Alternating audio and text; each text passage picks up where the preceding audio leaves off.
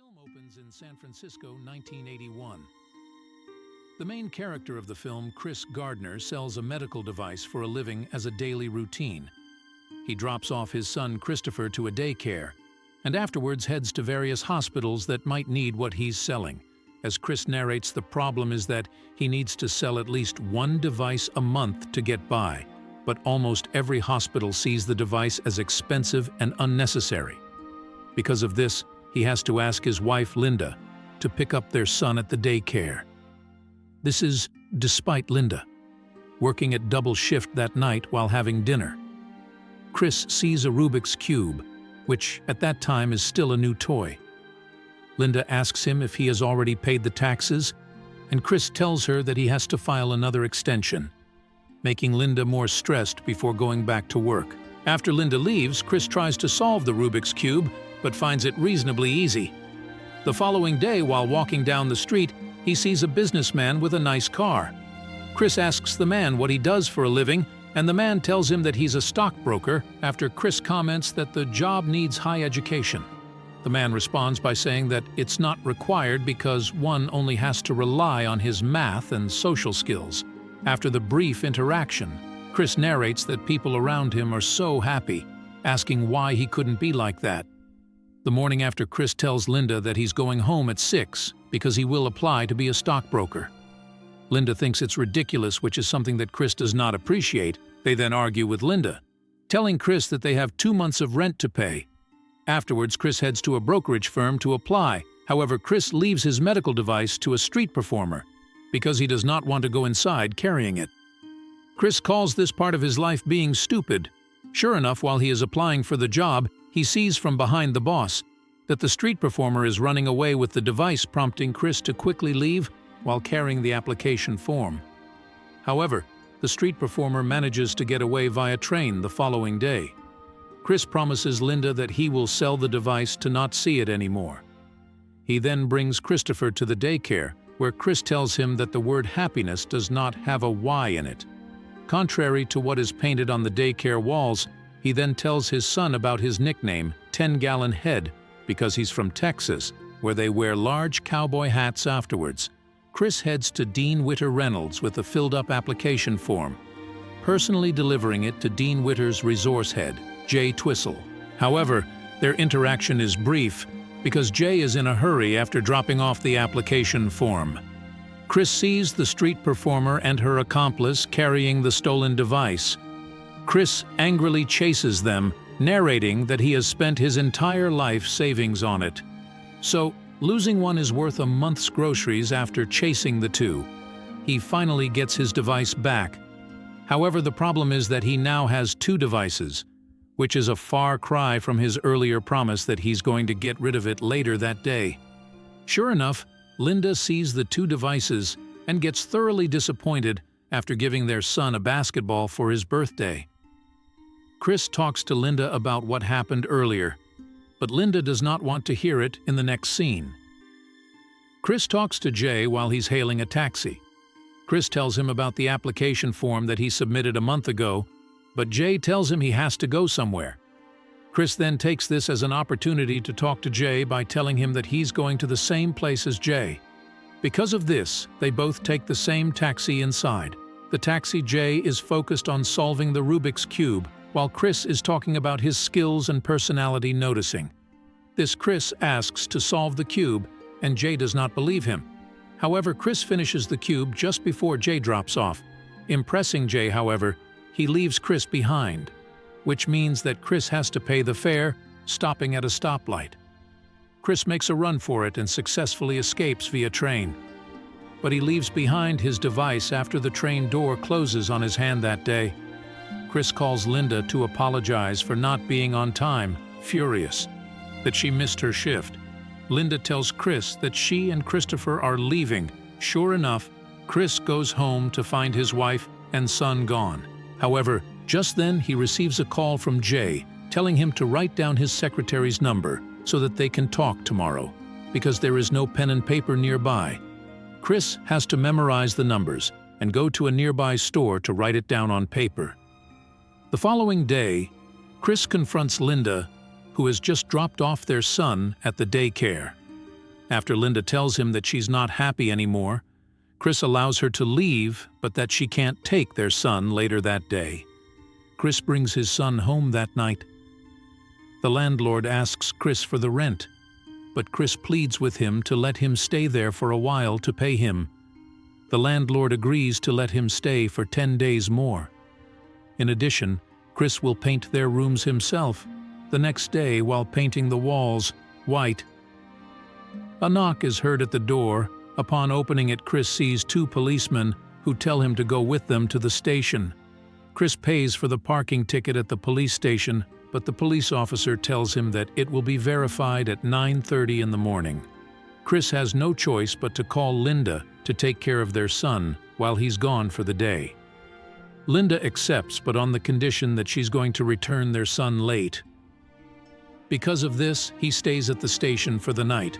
The following day, Chris runs for the interview at Dean Witter's because he has no time to change.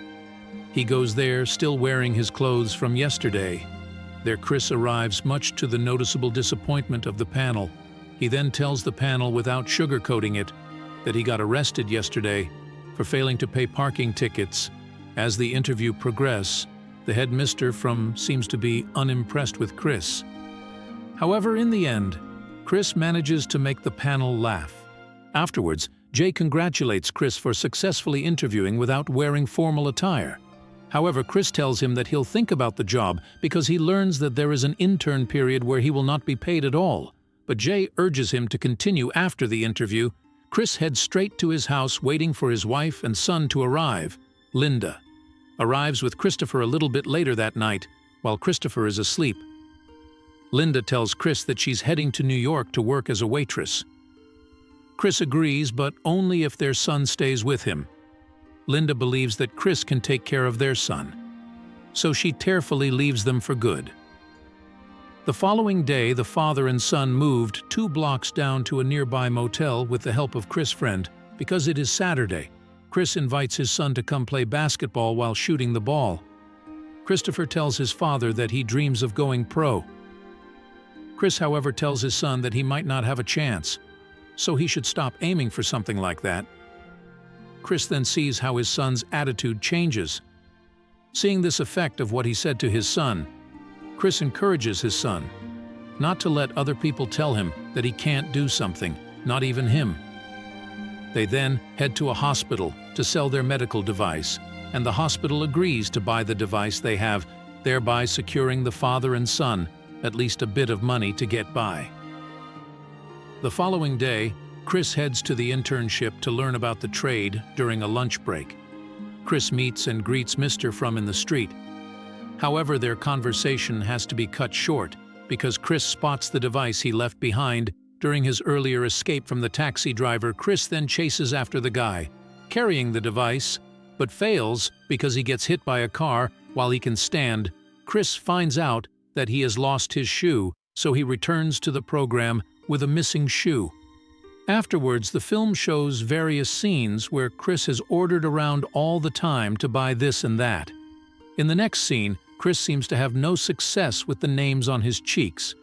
He then decides to immediately jump to the company's CEO in hopes that something might happen with that. Luckily, he gets an opportunity to have a meeting with the CEO. As he is running out of the building, his internship boss, Mr. Frakesh, unluckily asks him to park his car somewhere. Because of this, Chris misses the meeting that night while eating at a diner. Chris tells his son to assist him tomorrow on a trip. He only convinces him to come when he tells his son that they might possibly go to a football game. The following morning, Chris goes to the house of the CEO he called earlier. Mr. Ribbon, he then thanked Mr. Ribbon for the opportunity yesterday. Although he missed it, Mr. Ribbon then invites the father and son to come with them because Chris tells him they are going to the football game. Seeing this as an opportunity, Chris and Christopher go with Mr. Ribbon and his son during the game. Mr. Ribbon tells him that while he likes Chris, there is no chance that he's going to accept his offer. The upside of this is that Chris gets to talk with Mr. Ribbon and his businessman friends.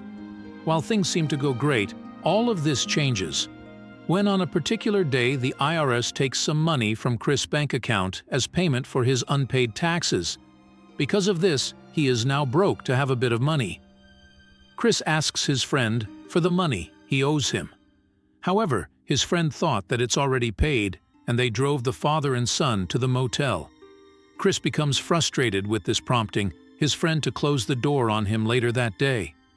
Chris sees and finally retrieves the device that he has left earlier. They then immediately head from place to place to sell the device, only to find out it's broken, while the hospital will still pay for it. When it gets fixed, Chris feels distressed that night. They get home to the motel to find their things outside their room. Chris attempts to open the door, but the lock has changed with no other options. Chris and his son have to move again, despite being tired.